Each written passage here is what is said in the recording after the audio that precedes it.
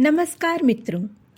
पुराने ज़माने की कहानियों में हम अक्सर ही रानी राजकुमारियों की सुंदरता व वीरता की कहानियाँ सुनते थे, या किसी सुंदर बुद्धिमान लड़की पर राजकुमार की नज़र पड़ी और उसने उस लड़की से शादी कर ली।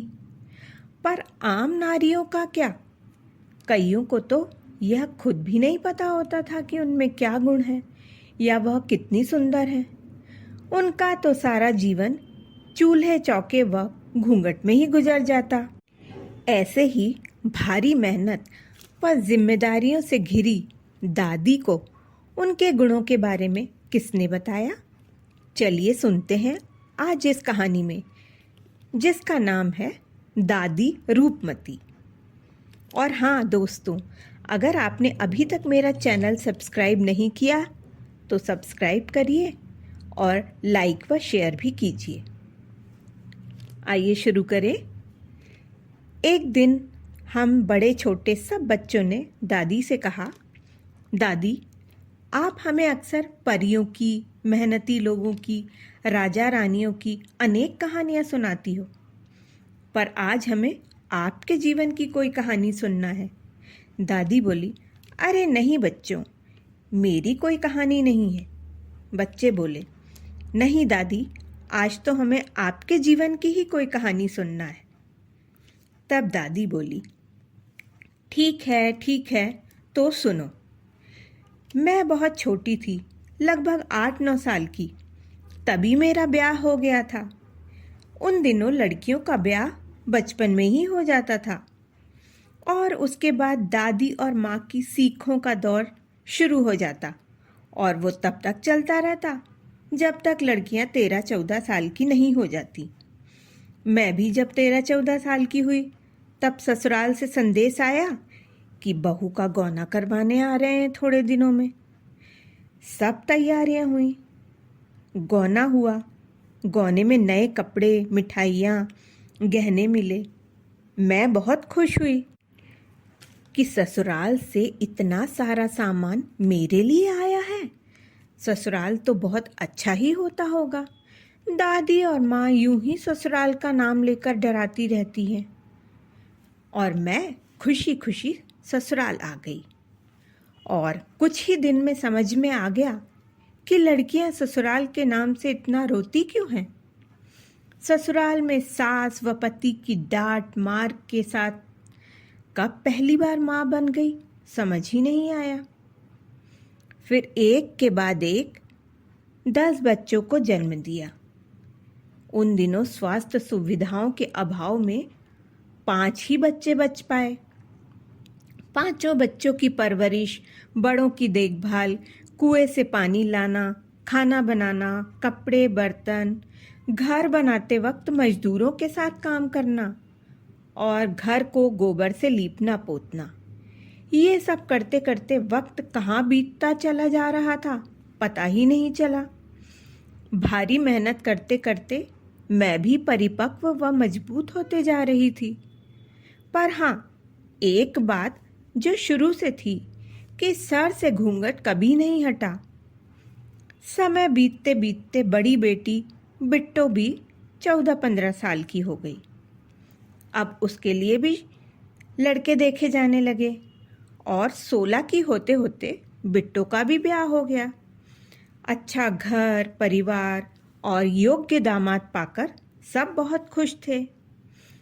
पहले साल के सारे त्योहारों पर मेरे द्वारा भेजी गई मिठाइयाँ व पकवान बिट्टो के ससुराल में सबको बहुत पसंद आते, और वे सब तारीफ भी करते। घर पर भी मेरी मिठाइयाँ व पकवान सबको बहुत पसंद आते, पर उस समय हमारे घर में बहू की तारीफ करने का रिवाज ही नहीं था।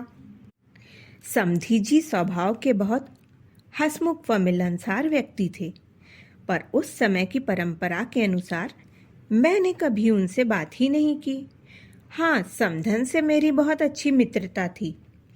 कई बार समधन समधी हमारे घर भी आए, पर मर्यादावश मैंने कभी समधी जी से बात नहीं की, और उस समय के संस्कारवश समधी जी ने भी मुझसे कभी बात नहीं की।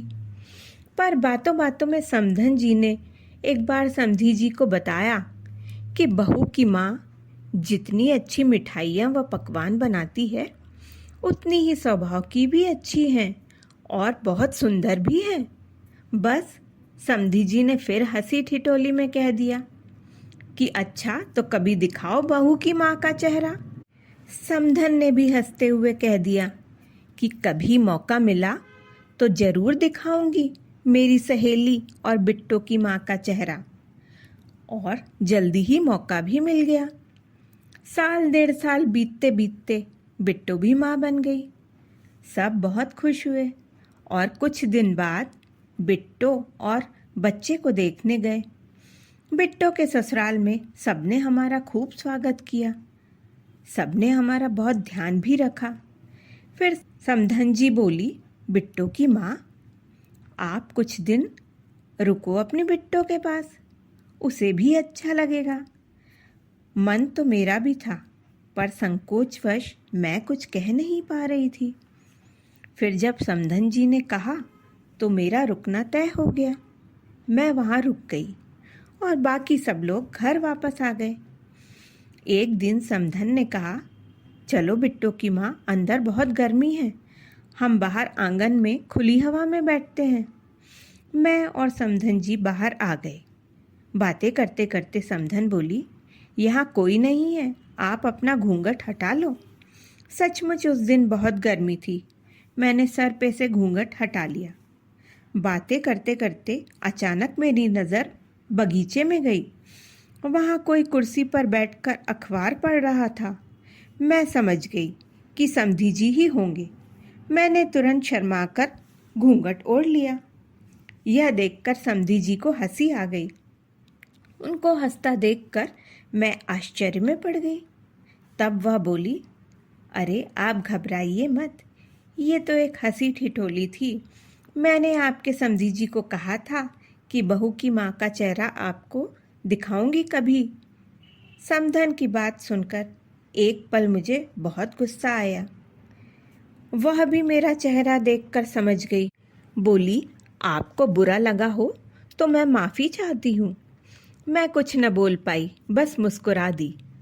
पर बाद में मुझे लगा कि इतने वर्षों से मैं अपने परिवार के लिए मेहनत व लगन से काम कर रही थी, पर प्रोत्साहन के लिए कभी किसी ने कुछ नहीं कहा।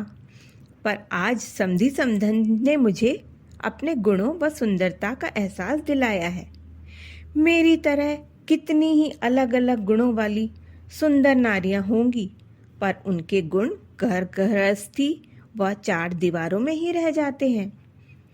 दादी की बात सुनकर सभी बच्चे बोल पड़े, दादी, आपकी कहानी तो बहुत अलग व अच्छी है। रानी रूपमती की तरह आज से आप भी हमारी दादी रूपमती हैं। और सारे बच्चे चिल्ला उठे, दादी रूपमती, दादी रूपमती।